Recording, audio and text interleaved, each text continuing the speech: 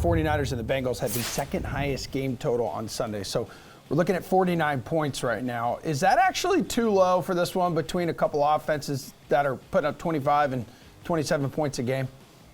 No, we should definitely take this act to Fashion Week in Paris next. Yes, babe. You and me just wearing the same hoodie for like 7 straight days. That's disgusting. No, I actually think this is too high. I know Pearce and Jeff really like this game to go over, but I actually think this is a little bit too high, and I side with the under.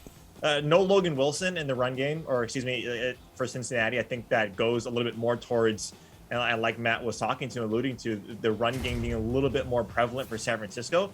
And I mentioned 90% of the cash was on the under yesterday. It's now gone up to 94% of the cash on the under, which is a pretty substantial move when you talk about how much money and these things can swing in terms of how the bet and how the line moves. I just don't think that this line, even though you have some offensive powerhouses on that Cincinnati side in Jamar Chase and Joe Burrow's dealing with the pinky injury. He says it's fine, but who knows? I'm gonna actually side with the under on this one. I think it's a little bit getting too much inflated in the market right now, and I like the under. All right, which side would you be backing here, Pearce? I'm sticking with the over. I know Matt's going to bring up the weather, but if you guys remember last week, Chargers at Cincinnati, we brought up the weather there, and it didn't seem to matter. They scored a ton of points. Those offenses looked fine in non-preferential Cincinnati weather. I think Cincinnati's going to be fine in this game. They're facing a secondary that's going to be without Emmanuel Mosley, Josh Norman, as I mentioned in previous shows, 49.6 PFF grade.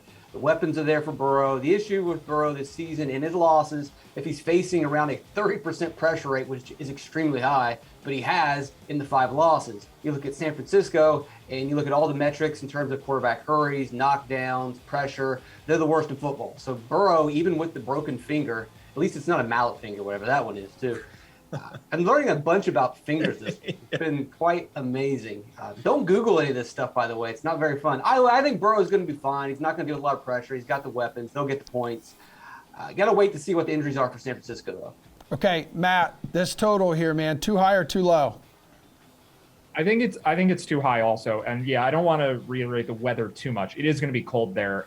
But I think what's happened with the Bengals is that they've played in a bunch of games where the defenses have created a lot of points. And I just don't think that that's something we can bank on. Like, I think the recent games have just had a lot of, whether it's pick sixes or fumble recoveries or just short fields resulting from turnovers. That's probably not something that is going to be sustainable going forward. And then I am worried about Joe Burrow, like Reid said. I think that in general, Burrow has been a lot more inconsistent this year than people realize. And we've seen these huge games and we've seen some really bad games. And I guess both extremes can create offense, but I think with the finger injury, there's a good chance we see the Bengals want to run the ball more. I think with Deebo Samuel playing, we see the Niners want to run the ball more, which just sounds very strange, right? Their best wide receiver is back, so they're going to run more, but their best wide receiver happens to maybe also be their best running back. So I think this could be a game because of the weather a little bit, and then just because of the circumstances on both teams where we just see a lot more running. I think the Bengals might actually be worried enough about Burrow's health to just not have him throw as much as he normally does.